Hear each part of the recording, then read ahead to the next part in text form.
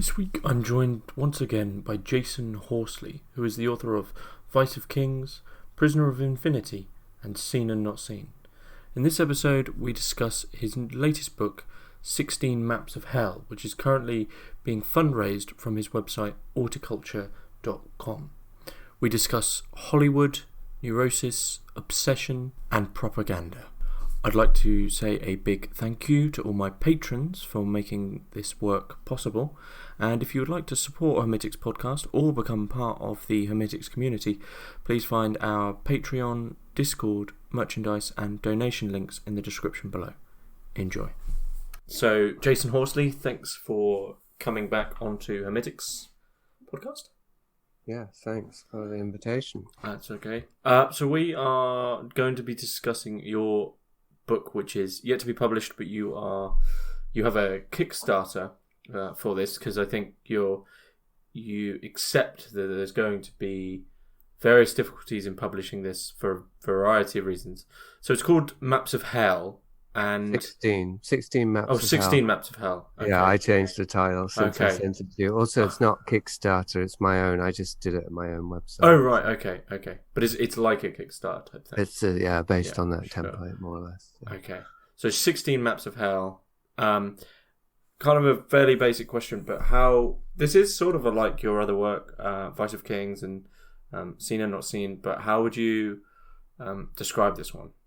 I would describe it as kind of the culmination or even the synthesis of those previous three books, Seen and Not Seen, Prisoner of Infinity, and Vice of Kings, in that it brings together various different fields of interest, social engineering, even kind of trauma-based mind control is in there, which was the theme of Prisoner of Infinity, movies in Hollywood, which was the theme of Seen and Not Seen, and high-level endemic abuse, including sexual abuse, which is the theme of Vice of Kings. This wasn't intentional. I didn't think, well, how can I mash all these books together at all?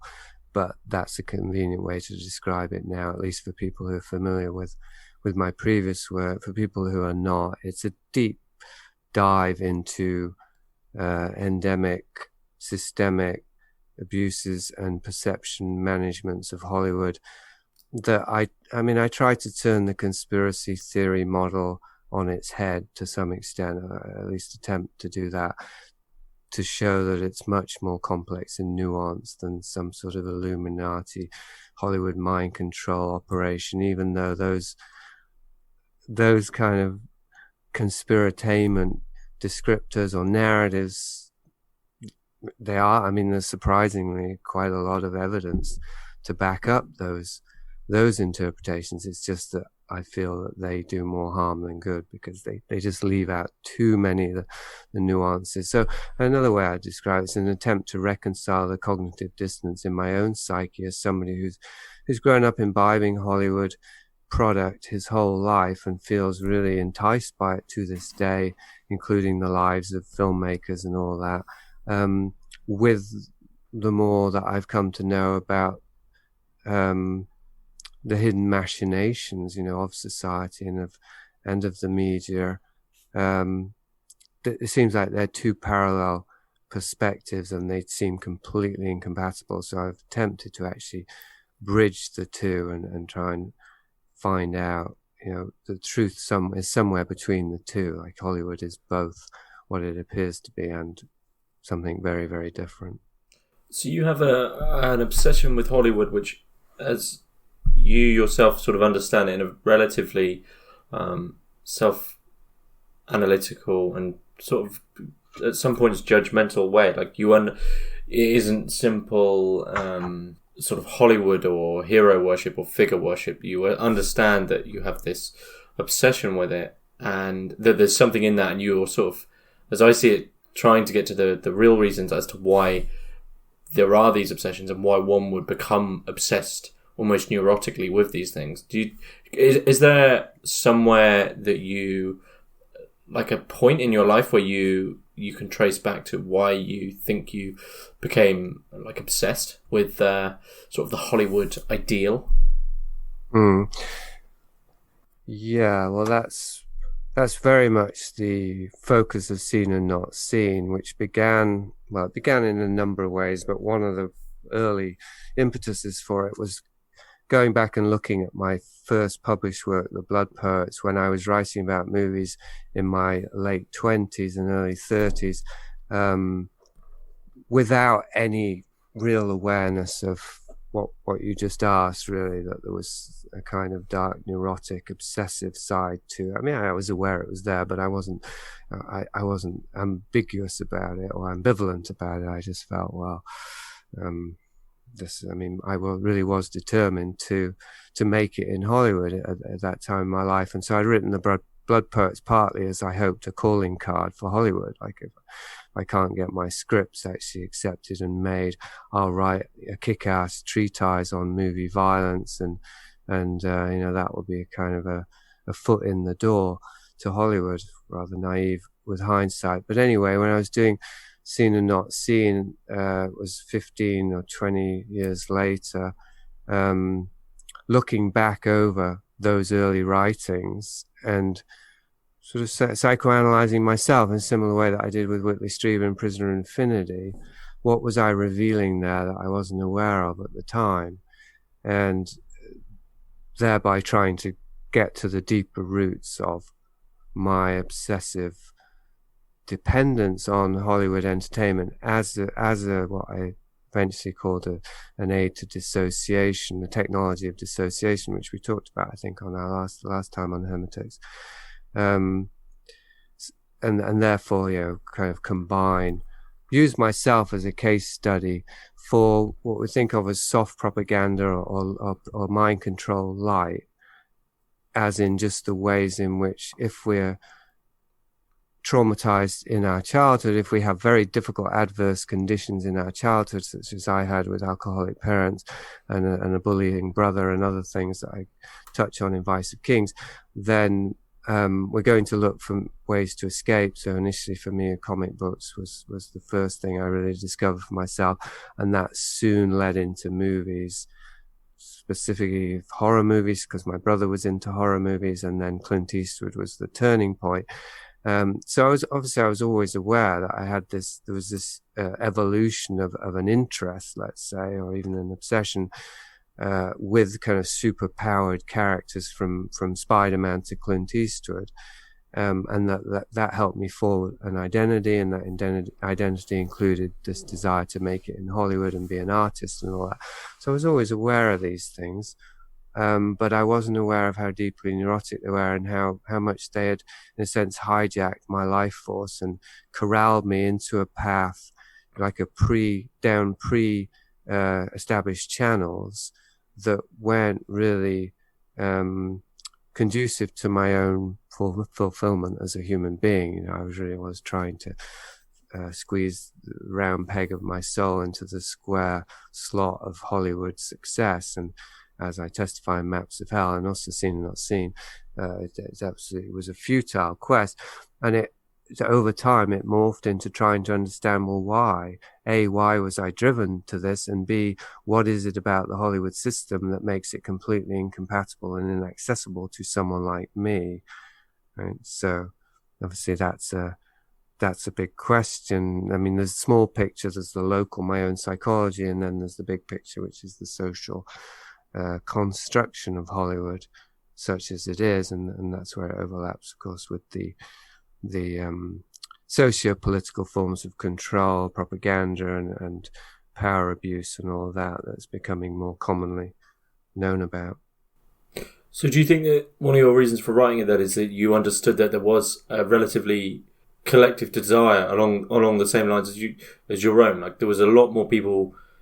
Did you see more people like yourself who also were trying to fit into this but failing? Do you sort of see that there's only a few people who can ever be in Hollywood, and the majority is sort of scrambling at it?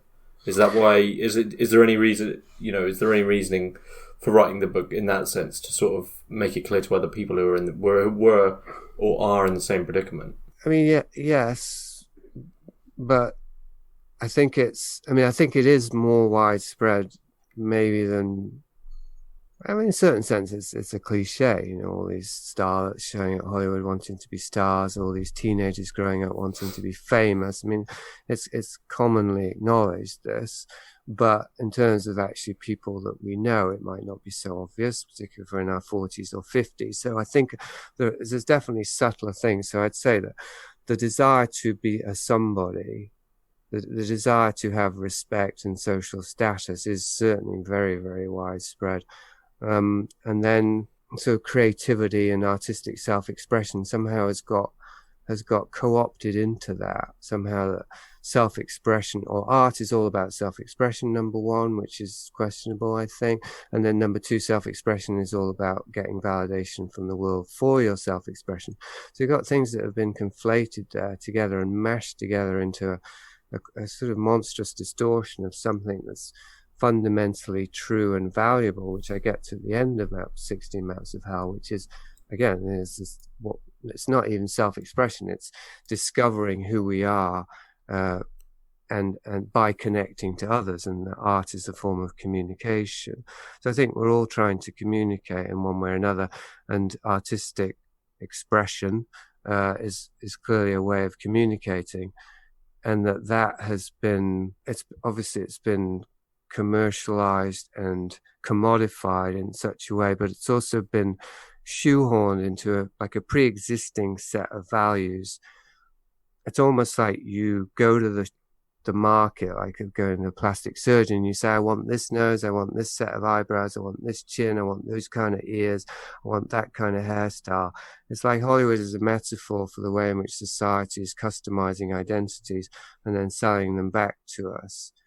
And so it doesn't have to be Hollywood. I mean, I think this book would be particularly of interest to people who are under the spell of Hollywood, for sure. The danger is they might have their cake and eat it, as you suggested in your written questions. It can also stimulate the obsession with Hollywood, but that's sort of inevitable. If you're already obsessed, you've got to, to detoxify, you've got to have the toxins come out.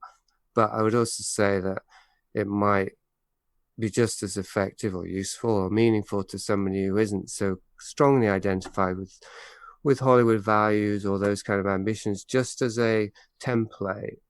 As in, we all have our crucial fictions, to use the term from Prisoner of Infinity. We all have the ways in which we've allowed culture to shape us, and then we've developed these invested identifications with culture by which we're constantly looking for confirmation from the culture that we're getting it right, and that's the matrix telling us who we are, kind of setup, right? So sorting the seeds or surgically removing that cultural implant, although it might be differently configured, the implant, for different people, I think there's probably a general method to doing it, which I've tried to demonstrate with the last few books, in terms of looking at one's own psyche and then referring back to the world and society, and then going back and forth between the two as a way to identify what's in our psyche that doesn't necessarily belong there.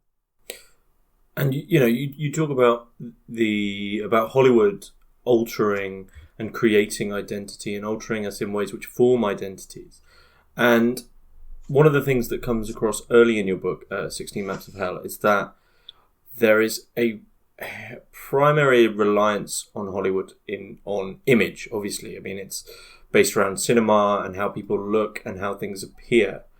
And do you think that, to a certain extent, even the conceptual forms of one's identity is sort of flattened by Hollywood into, quick statements, and you could almost say just images themselves? There's very little substance behind the representation with regards to Hollywood and with regards to one's identity which they've made from Hollywood. Yeah, I mean, I guess there's quite a bit of writing on this. I'm not very familiar with it. I'm just reading a book, I think it's got Edgar Morin, who writes about this, how stars become images of themselves.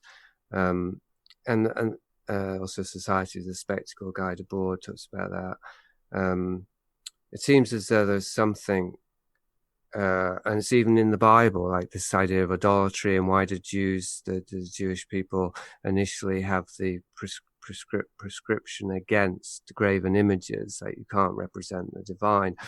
And of course, now we're living in a culture where everything is about screens and images. So I think you're asking a very big question, and I guess I'm attempting to answer it by suggesting it's not all about Hollywood, but Hollywood maybe can show something that is endemic in the culture, which does have to do with creating a counterfeit of ourselves and then letting the counterfeit live our lives. So we could certainly see that with stars, that there's a sort of symbiotic relationship between the star and the characters that they play, and they get identified with the characters that they play.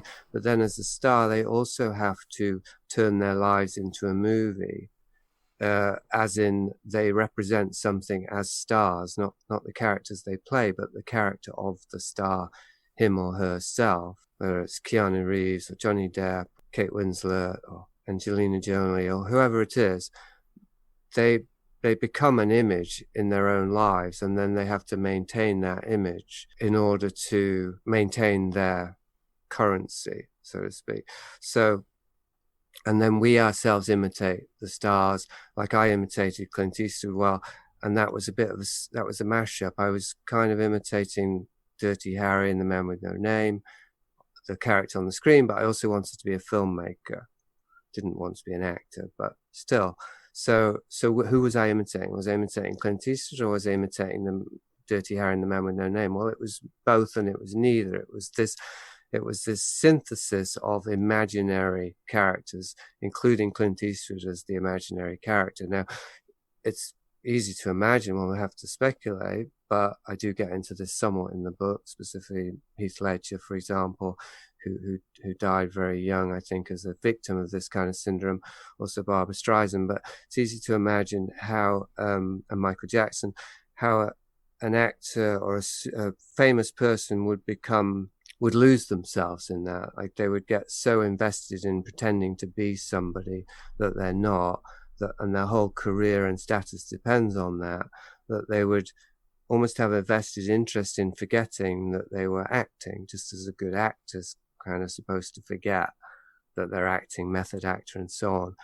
And I do think that Hollywood probably isn't causing this so much in our society as it's symptomatic of something we were already doing. This is why I try to trace Hollywood back to secret societies and ancient rituals, which were to do with deceiving communities and wielding power over them and getting them to invest in beliefs, and literally invest in terms of money, but also invest their attention and energy so that they would then be compliant or susceptible to manipulation. This has gone back very, very far, this kind of tradition of using imagery to get people to disassociate from their physical lived experience of who they are and start investing in images. And then with mimesis, which I think we talked about last time a bit, and the Greeks were about this as well with their cathartic theatre. There's something inherent about when we watch images, human beings acting out, because of this mimetic quality to social arrangements, we internalize what we see, the image. We internalize the image, and then we let it possess us, and we go into imitative forms of behavior of that. So we're also getting possessed by an image that's false. And so then we're becoming a counterfeit of ourselves. And I guess there's some relief in this. Bring it back to very, very difficult situations for me as a child. There was an enormous amount of relief in reading Spider-Man comics and imagining that I was Peter Parker, who had a hard life as a teenager, but he was secretly Spider-Man.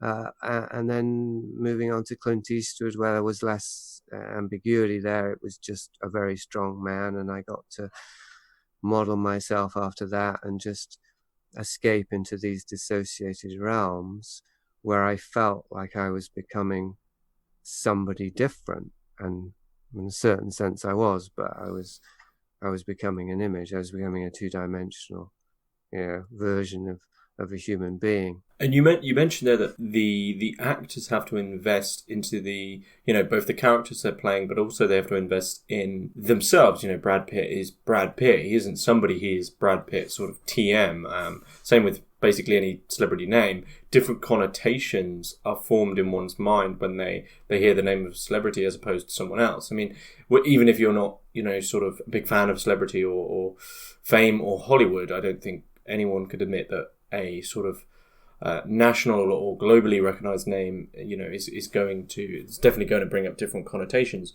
But when you talk about the fact that they have to sort of sculpt their own character, it's not just them who's sculpting it, though. It's sort of the collective which collectively agrees upon the identity that we've given them. So, like, this is one of the questions I had and one of the ideas that's sort of running out throughout Maps of Hell is that because of these consistent false identities that are given to us via the media, Hollywood, at least as I think you see it, is sort of a general theatric. That it's extremely difficult to get down to the root of anything. Like, the whole thing itself is a production. So there's nothing genuinely real there. And I mean, that's tough to sort of say what that is generally, but it seems Hollywood is pushing the idea of like theatrics and production. And this cult goes on, like, this cult has sort of grown to a certain serious degree now where we trust celebrities as authoritative figures. We hear them talk about certain things and we trust that over the voice of, well, anyone else. But, I can't remember which actor it was recently. I think it might have actually been Brad Pitt, which is probably why his name popped into my head. But he said, why are you listening to actors talk about politics or talk, I think it might have been something to do with coronavirus. He said, why are you listening to us? We're just actors. And I think it bemused a lot of people because they hadn't thought about it in those terms. And I think there seems to be a sort of equating status and popularity with authority, which is generally politics. Well, yes. Again, it goes very far back. This, the priestcraft, this idea that there's a social caste which is more evolved than the mass populace, and we can look to them for guidance because they're directly connected to the gods.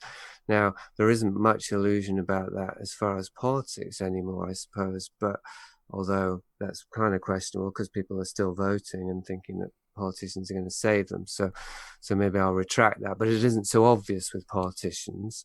And part of that is the glamour, the glamour aspect of politics is radically reduced and de-emphasized. It's still there. Whereas with Hollywood, the glamour is front and center. Glamour magic is a term that I've used in the past. And it seems as though there's, like, Hollywood is just the latest iteration of something that we could see in societies and even social organization from the inception. That's why, I introduced the Brian Hayden's thing about the power of ritual in prehistory, that book, and about secret societies and how they functioned. I only discovered that, or I only managed to read it, rather, just as I was finishing 16 Maps of Hell. So it was a bit of a last-minute synthesis of that thesis with my own, but I did feel it was worth doing at the 11th hour, because I think that, you're saying nothing is real about Hollywood, and yet, of course, there's human beings there, and there's buildings, and all the components of Hollywood are just as real as the components of any other town, and yet it is in the business of deception and illusion. So I think the thing to consider there, or maybe introduce there, is that religious belief is about a higher reality that we can't see, that's invisible. And so there is this kind of thing in the Hollywood thing that it's that there's the cliche, isn't it? Is that art is, what's it go about? If you tell a lie well enough, it becomes truth. That, creative self-expression is about just telling lies so well that they become true. Again, method acting.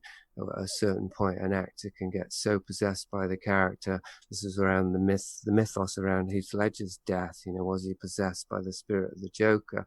There's something there that is both fabricated and manufactured, I think, as a way to lure us and keep us fixated on Hollywood, but also that's somehow true as well, that there is a metaphysical dimension to reality, including Hollywood.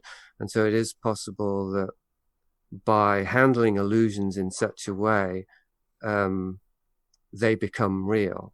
And so like a movie star who plays very powerful characters becomes powerful thereby. So they are actually, and they become a hero to people. I mean, Robert Downey Jr. is an example I use in the book, to beginning and the end. But and he's an interesting case study, of course, because his trajectory is so extreme. But I brought him up now just because he's played all these heroes recently and he's become the #1 movie star in Hollywood, which is, in a certain sense, one of the only equivalents we have for superheroes in our world is an A-list movie star, as in someone who's just against all the odds has just become this super powerful figure in the world. And yet, really, an A-list movie star, the kind of qualities that requires are closer to a supervillain if you use the Hollywood, the comic book context, right? Because it's sort of vanity and self-aggrandizement and social influence and things like this. They're much closer to supervillains kind of characteristics. But in the case of Downey Jr.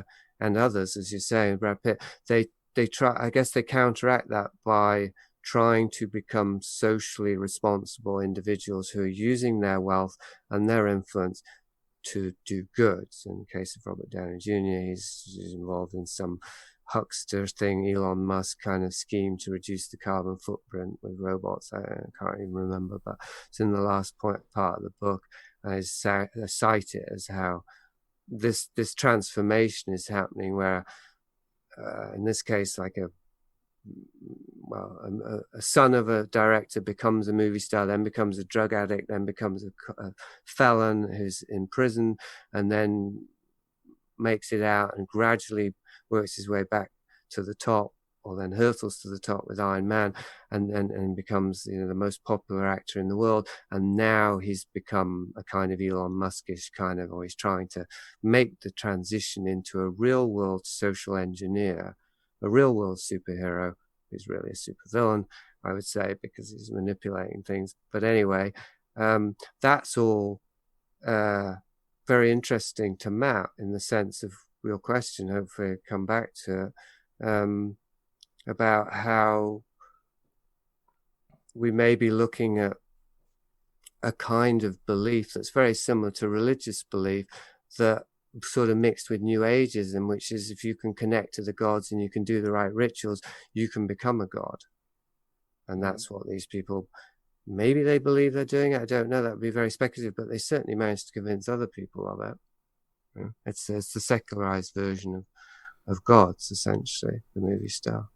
Well, this is something else, that you've made clear there, is this entire I can only really describe it as a thing, is based upon this idea of attention, and that there's people who are worthy of more attention or longer attention. I mean, and I don't think this has anything to do with the attention economy.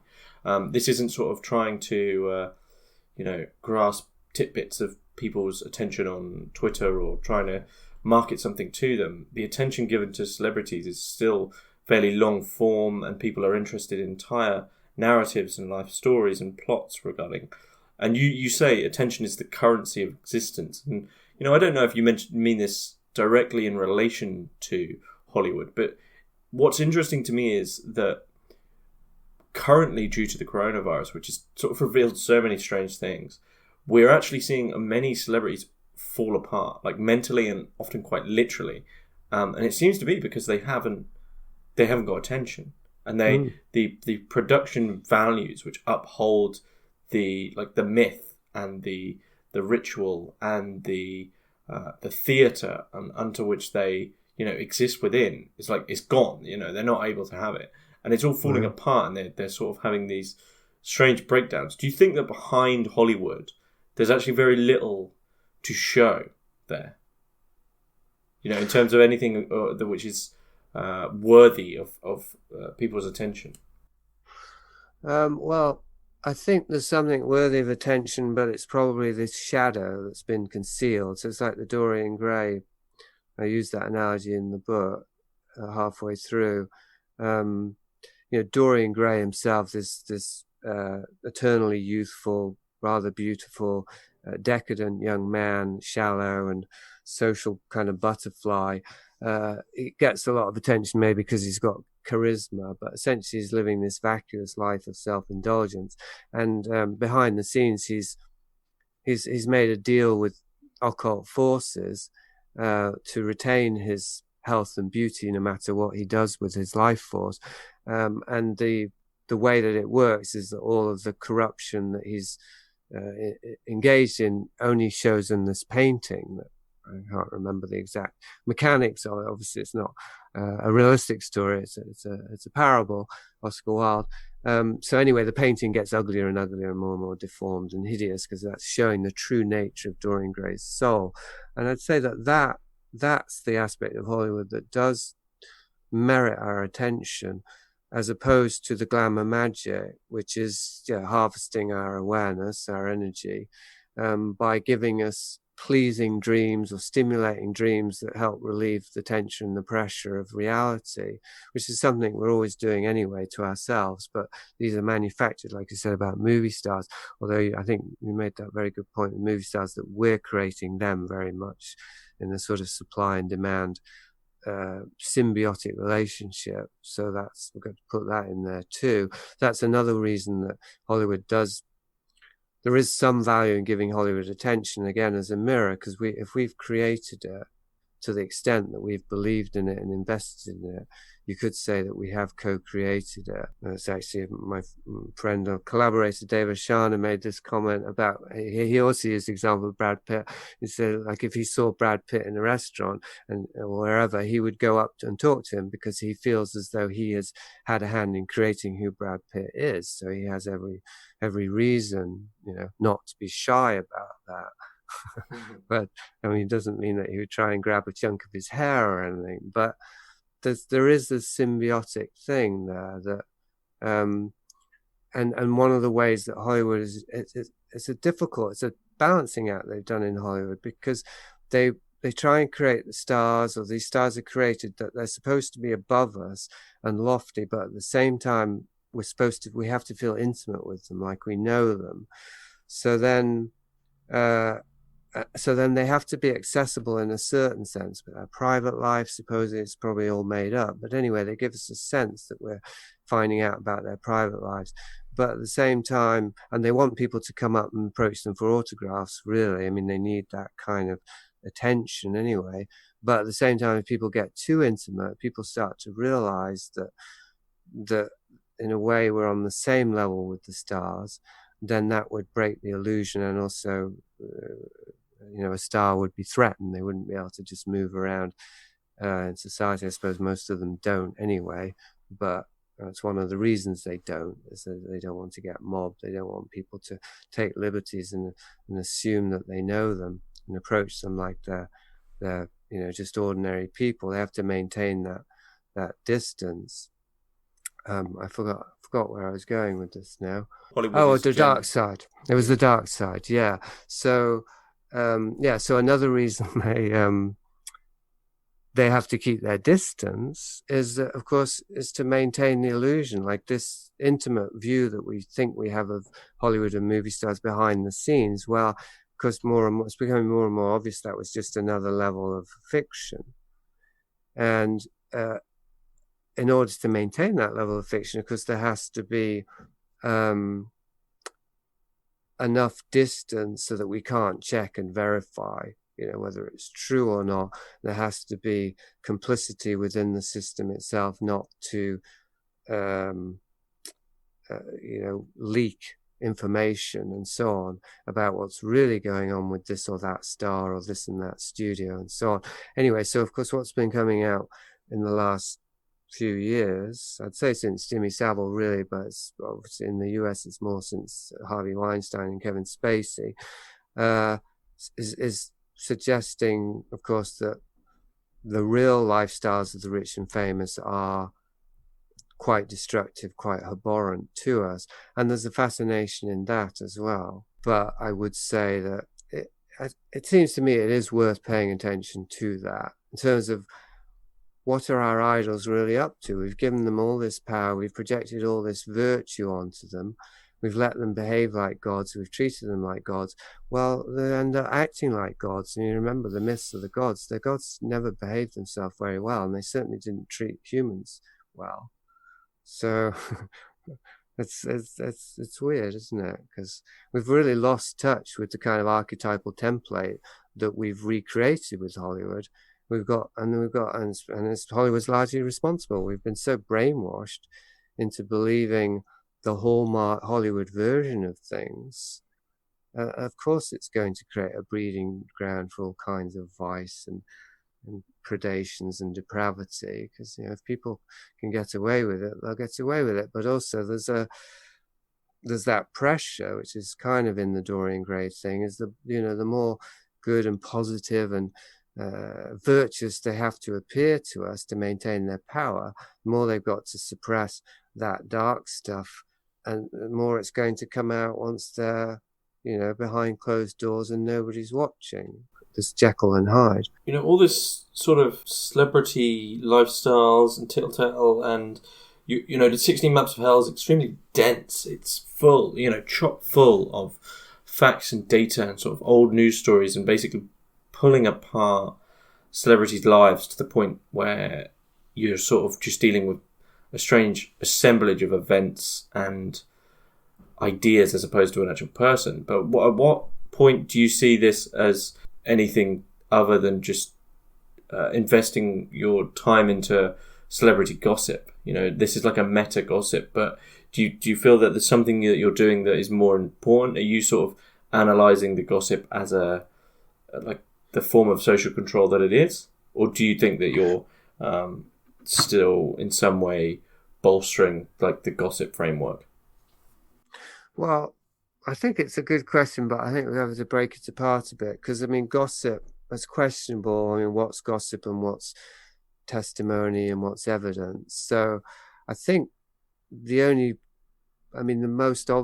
thing that I would most comfortably associate with gossip would be more this kind of fake news stories about Keanu Reeves says that babies are drinking blood, and those kind of stories are clearly not reliable. Even if there's some truth in them, they're clearly just been made up at the same time.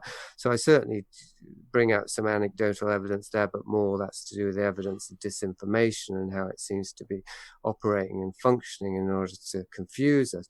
In terms of gossip, I'm referring to biographies and as good a sources as I can. So I would question the use of the term gossip. But if you're talking about celebrity biography, then yeah, I'm referring to that. And I am aware that for me personally, there's two things going on. One is I want to get free of my own fixation on Hollywood, because I think it's a waste of time and energy at this point.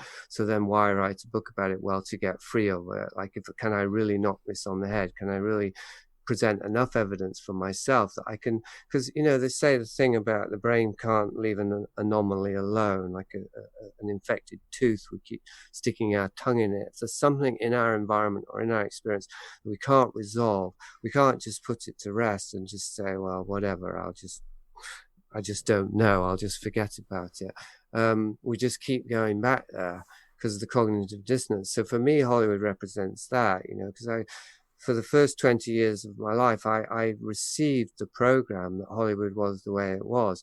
And those first 20 years, it goes much deeper than what we receive after that. It was only in my 20s that I started to find out more concrete evidence about the twisted nature of society and the way that it manipulates and controls and oppresses and abuses us, and to intuit and deduce and then find evidence that Hollywood was part of that. But so and 30 years of that hasn't necessarily been enough to undo that initial programming or that initial, cultural imprint and belief system around Hollywood. So I'm still trying to do that. So that's number one. Number two is, well, because of that implant, let's say the Hollywood implant, I still like reading about movie stars. I still do get drawn to what you're calling the gossip. I think in a way gossip's fair enough, but I also want listeners to be clear by how we're using it, but for example, David Fincher and how he worked on Zodiac and the different that the way that movies are actually made, that's not strictly speaking gossip, that's industry knowledge, that's inside, somewhat inside, not that inside, but about how Hollywood functions as a system, right? So that's a spectrum with what was more like movie star gossip, which is how a different star behaves, right? But the behavior is it's endemic, it's systemic. So one of the things I'm trying to map is a power abuse endemic to Hollywood, including sexual abuse? And if so, what's the evidence and how has it been concealed as long as it's been concealed? So in that sense, looking at the micro movements of different celebrities, that's kind of my MO, as I did it with Whitley Strieber as well. But I didn't finish my other point, which is I am aware that actually potentially this kind of feeds a particular fixation I have, because I get to think about and read about and write about Hollywood for another year or something. So I am acutely aware of that. The third thing is that what I was attempting with this book was a sort of meta thing as a writer. Is I wanted to make this a final pass over the charred earth of our socially engineered hell world that I've mapped in these previous books, because I want to start focusing on other things as a writer. I don't want to just be spending my whole life just looking at horrible kinds of social manipulation and sexual abuse and trauma and violence. It's all pretty dark, unpleasant stuff. So what I set out to do with this book was, can I actually cover all this ground and yet somehow lead myself and the reader to a positive perspective?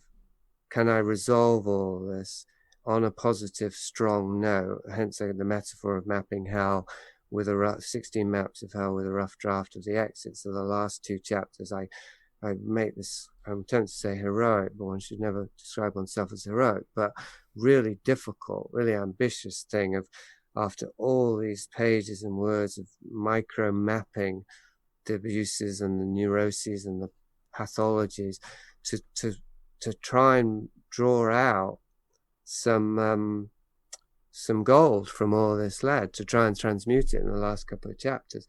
And if I could do that, then I would end my own that phase of my journey. So end my Hollywood obsession and fixation by fully exposing its neurotic dimensions and the unworthiness of Hollywood as a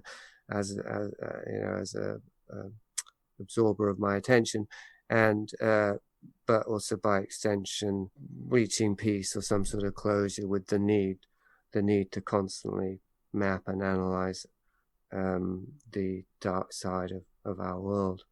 So what were can you give some of the examples or the ways in which you found, was the primary way in which you found to exit Hollywood simply to reveal its inner dark side? Is that the way you believe people should find a way out if they're also stuck in this sort of life of imitation and mimicry, is to just reveal how awful it is and then leave it be? Have you found that to be a helpful way for yourself? Well, yes. I can't say with absolute certainty that it's worked, because for it to work, I'd want to be absolutely in the clear.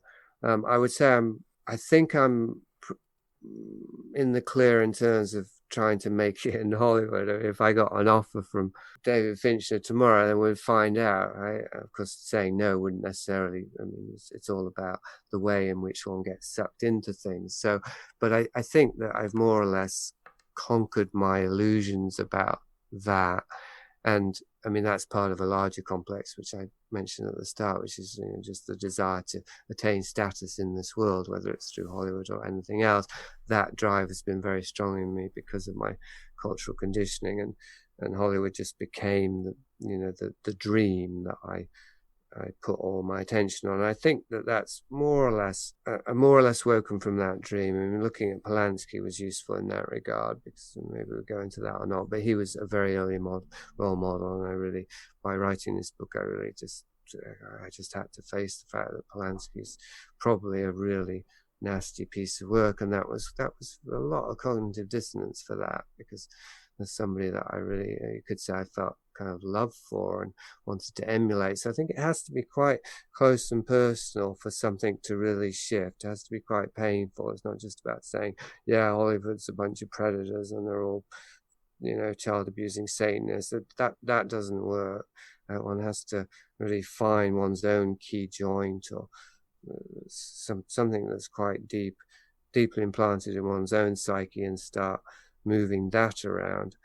So I think that was happening, or happened through the book.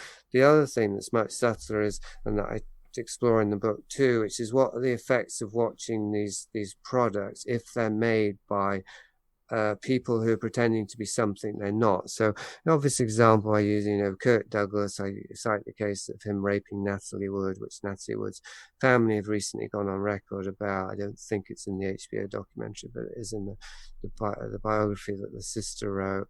And Kirk Douglas, and it was very violent, and just a horrible thing that apparently happened to Natalie Wood. And Kirk has completely got away with it because he's still alive at 105, but that's not my point. My point is that he was a role model during that period, in the 1940s and the 1950s particularly, and even in the 60s. He was one of a very small handful of male movie stars that modeled masculinity to the masses. Burt Lancaster, another, John Wayne, Robert Mitchum. You count them on one hand, like these key role models for American and other people internationally that men were imitating and women were desiring. Now, if Kirk Douglas was actually, a violently abusive rapist, maybe did it many other times, we don't know, but even one time is enough to suggest he's no hero. That is in his body, it's in his whole being. So when we're watching and imitating Kirk Douglas, consciously or more likely unconsciously, we're imitating a violent, abusive rapist, a sociopathic personality, without knowing it. And so that goes all the way into our nervous system, and in ways we can't even imagine. So I'd extend that to also the scenarios in movies. We're watching violent heroes inflict violence on not on their victims, but on the bad guys, or both. It happens in both ways. Torture, heroes torturing to get evidence, whatever it is, a lot of violence. Our nervous system is constantly being triggered by that. The images are going into our retinas, into our brain, and then into our nervous system. We're having the physiological responses. It stays in the body, as far as I can deduce. It's one thing I was exploring in the book anyway. So where does it go? It's just like running beneath the surface, the threshold of our conscious awareness. All of this kind of stimulated fight, flight, reaction response in the body, constantly being re-stimulated. Combined with the images, they're also staying in the unconscious, whatever they are. We're constantly, it's a kind of consumption that is closely comparable to eating toxic food or junk food, or certain kinds of food anyway, that we maybe don't know the ingredients of, and maybe it is messing up our system. And if we keep eating it, then our system will never recover. So this hasn't been, which is where I'm getting to, this hasn't been successful enough, this analysis, for me to say no more Netflix or no more, I'm still watching TV shows.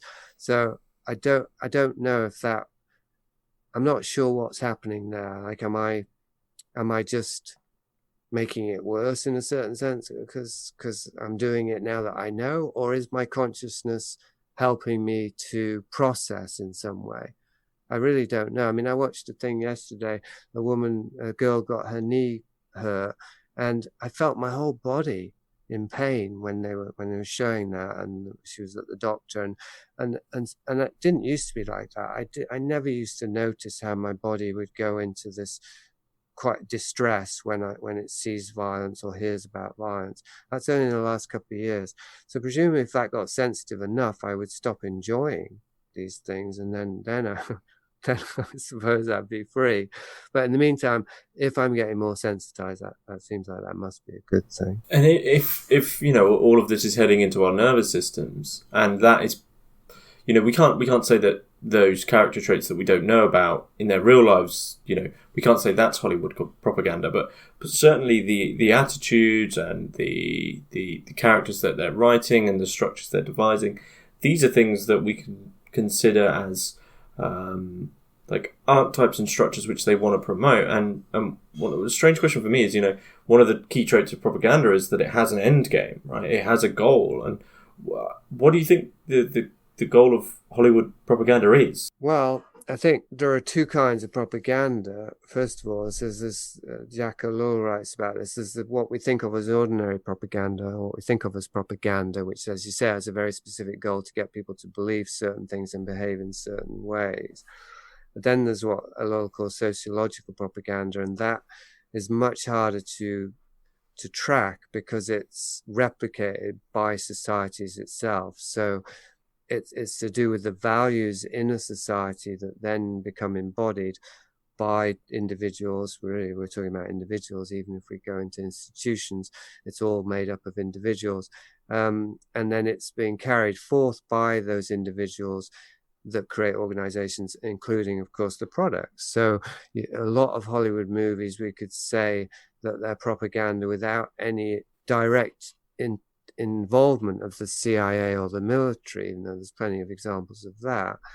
But because the individuals who make them are possessed by the values that have been propagated in the society by more overt forms of propaganda. So it's such a huge spectrum that to talk about the actual goal of Hollywood propaganda, one could go to either end of the spectrum. So I'd say at the close end of the spectrum, the goal of Hollywood propaganda is quite base, like advertising really, is just to sell itself, to make itself seem more vital and meaningful so people will keep imbibing it. Right? So it's to propagate the values of Hollywood also. It's kind of inseparable from what I just said. As in, if Hollywood creates a good product that wins awards and that moves us emotionally and all the rest of it, it may not need much of an extra propaganda thing in there, as in promoting the military or glorifying the CIA, to use obvious examples, because and in fact it would be less effective as this kind of propaganda if it had those things in, because then we would say it's not such a good film.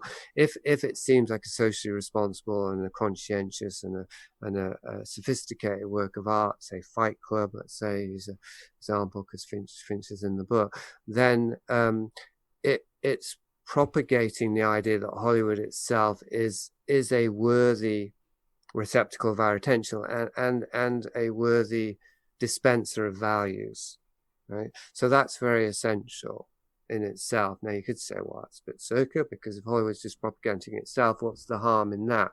Well, of course, the harm is that many of the products are harmful or are more overtly propaganda. But then there's also the subtler messages, and Fight Club would be a thing to deconstruct, because I used to think it was a subversive work, but now I'm not so sure. Now it seems like it actually does have some much more subtle forms of propaganda in there that the more overtly subversive work is a delivery device for. I'll just finish up, because I know I said that was one end of the spectrum, and the other end of the spectrum would be the larger goal of Hollywood propaganda would be the larger goal of all propaganda in the West. Anyway, I'm not sure if we still need to separate West and East and whatnot, but I'm only familiar with the Western thing, and that has to do with it's a very ephemeral goal, really. I mean, I think it was William Casey, the CIA director, he said on record, I mean, what kind of mindfuck this is, I don't know, but he said, when everything the American people believe is untrue, then our work will be done. Back in the 60s. Right. So I guess you could say his work's pretty much done, or their work's pretty much done. So I'd say that's Hollywood's really central in that. I think it's about stripping human beings of autonomy.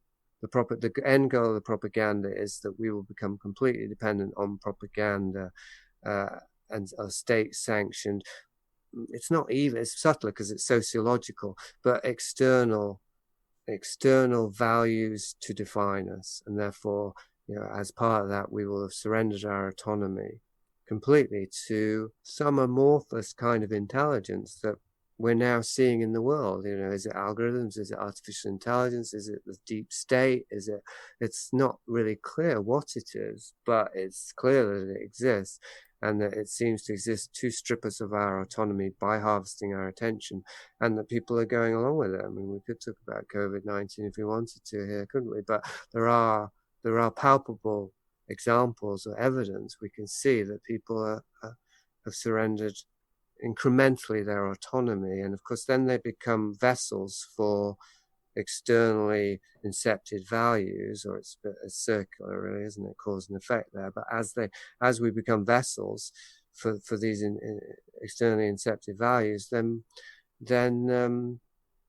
well, the conquest is complete. Really, we have Planet Borg. So I don't know. I mean, I don't want to be too paranoid, but it does look like that.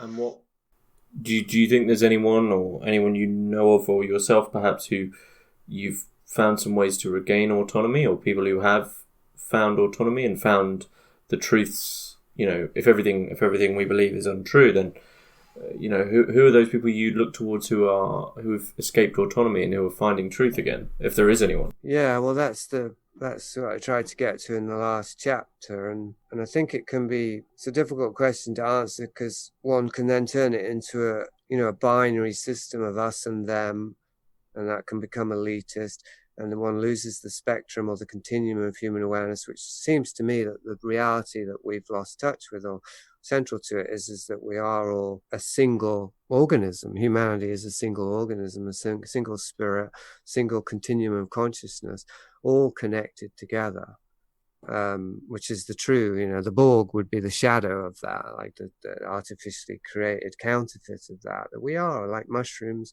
in the forest, or trees, or most other animals, birds in murmuration. We see it throughout nature.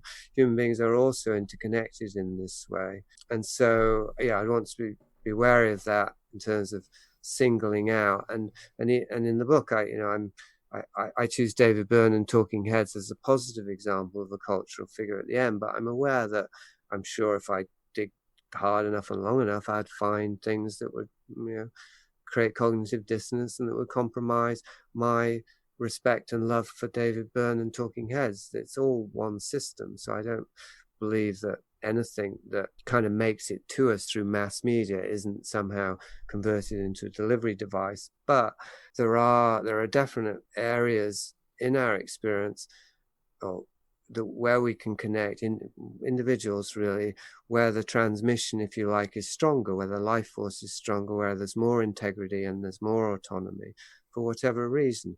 And our discernment might be good or it might not be. That's why I'm wary of saying, David Byrne's an example of somebody who's a successful artist who's really true and has integrity. Well, no, maybe not. Maybe that's just my particular bias. But there is something in there that we can tune into that's real, is my point about Talking Heads, and I show that, and other people will have other things to do, other things that they can get a sense of that. Here's some real life force, here's some real autonomy.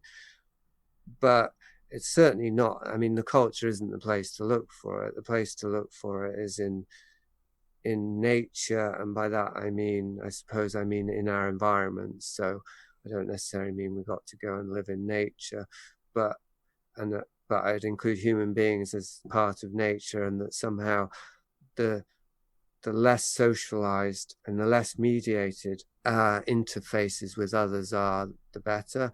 And then, of course, then it's finding, as you're asking, finding individuals who are oriented towards tuning into their life force, putting their attention, allowing their attention to withdraw, a bit like the turtle analogy, isn't it, in spiritual teachings or what have you, withdrawing our attention from the world, or at least enough of it, so that enough of our attention can go to what's occurring inside of our bodies.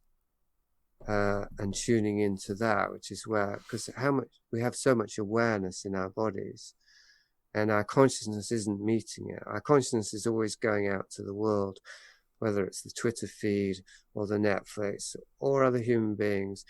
But what do they think of me? And this kind of always seeking validation from the world. That's a particular kind of attention where our consciousness is always going outward. But there's this whole world of awareness inside our bodies where our consciousness isn't. And I think that something can happen there if our consciousness meets the awareness of our bodies. I'm actually paraphrasing Dave O'Shannon now, but I do feel I have a sense of what he was talking about recently.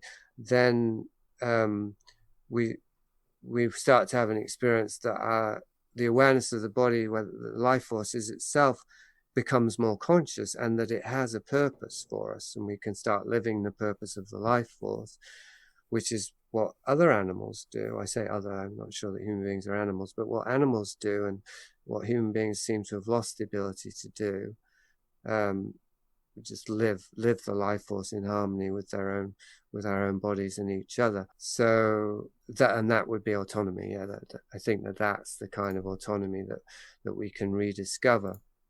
And yeah, I mean, the short answer is I do know some people who are focused on this, but as I say, if it becomes too much about this or that group of people, then it could, I mean, it's just my thing, right? Anyone can find their thing. My thing currently is with Dave O'Shannon in Finland, and it's very exciting. Unfortunately, a lot of it's on Zoom, so there is that, as far as it's not exactly unmediated.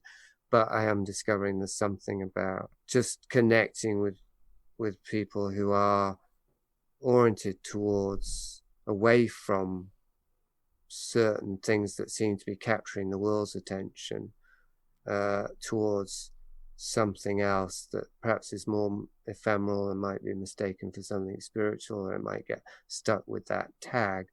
But I really think it's something that's very innate to all of us, all of our natures, and just how we live our lives, and why we have such a difficult time living our lives is there in the body. And that's why it was a bit confusing when you asked that, when you said that thing about how I said that the body didn't exist. I thought, well, how did I manage to create that impression? Because it's the very opposite of what I've been arguing over recent years. Yeah. Is there anything you would like to add about the book? If people are interested in our conversation here, how they could go about supporting the book? Definitely, yes. Well, so it's as you've said, it's a very big book. It's very comprehensive without being encyclopedic.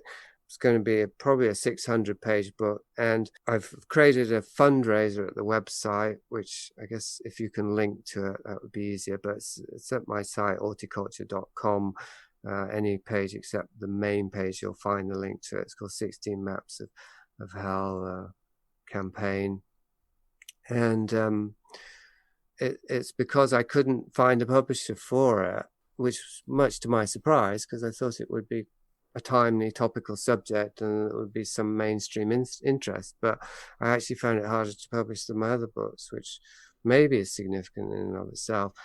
But anyway, as a result of that, I've ended up just doing a crowdfunder. I'm trying to raise £660 as a starting point, and that would be for a run of about 200 books. If I raise a bit more, I'll do an audio book. And there's various different options at the fundraiser. But essentially we're 2/3 of the way, and there's like 90 days to the campaign. So it started very strong. It's very, very likely that we'll get published now, just a question of how many. And so essentially, if anyone wants to support the campaign, they're more or less pre-ordering the book at this point, which is about $50. This is a very big book. But you also get to be included in the book as one of the contributors that made it happen. If there's anything else you'd like to add, Jason, finish up. I don't think so. Hopefully, maybe we can have a part 2. Are you about halfway through? Did you say? Yeah, I'm about halfway through, so we could have a part 2. Yeah. Yeah, well, I mean, if and when you finish it and you find that it's worthwhile, and I'd be interested to get your take on the ending and whether I managed to point to the exit of hell or not. Yeah, I'm certainly intrigued to get out of hell. So, yeah, I'll let you know. Okay. Thanks very much. Well, thanks, James.